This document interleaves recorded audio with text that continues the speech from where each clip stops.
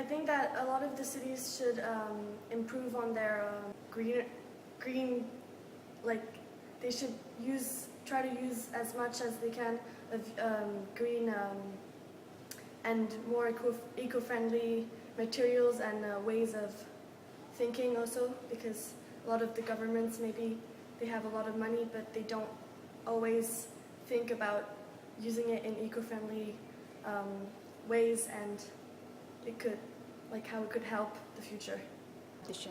Well, I think that a lot of the cities should invest in more greener materials and greener maybe thoughts and buildings and all around the whole city, because it's a way to preserve our future and for all our little kids and little kids.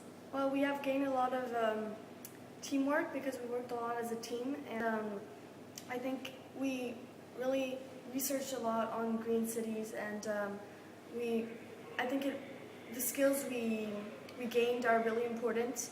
First for the essay, and then we had to talk in front of judges and a lot of other people that were a bit older than us. Eco cities versus, well, I suppose like the normal status quo kind of cities, which don't really care about the environment but only care about economic development.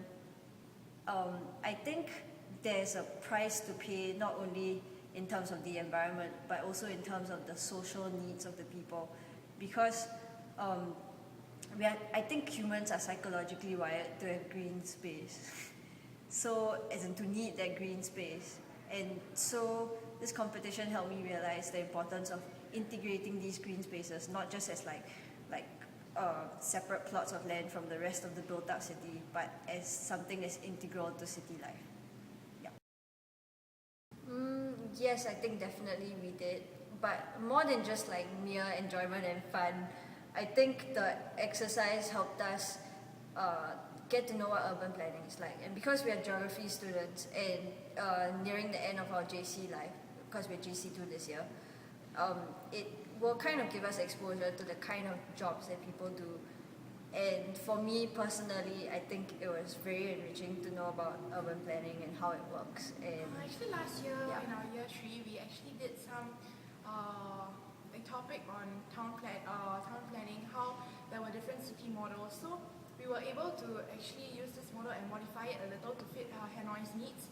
And we understood that how the city should be linked to suburban areas. So we managed to actually use some of that knowledge in this competition, and we managed to apply so that we had a chance to actually exercise what we learned. So it was a useful experience that we could, it could help us in our later life if we happen to be town planners.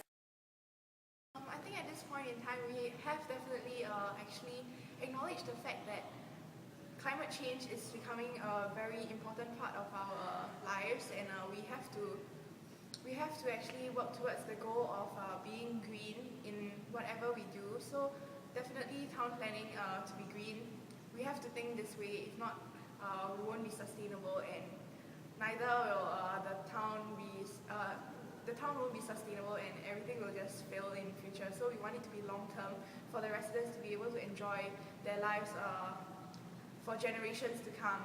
So it's very important. I find that green cities really are quite difficult to develop, to produce. I mean, it's not just that you want it and then you can install it in this particular location, but you have to search about the conditions needed, the type of the water depth, the wind speed. So I find that really quite difficult. Yeah.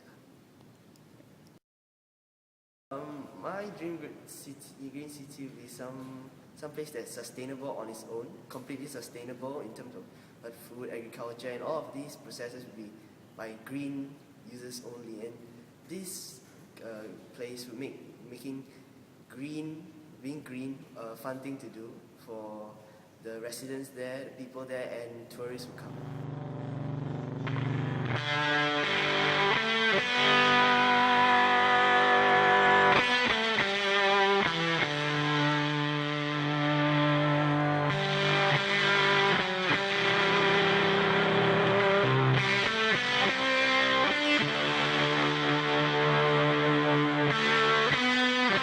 Thank you.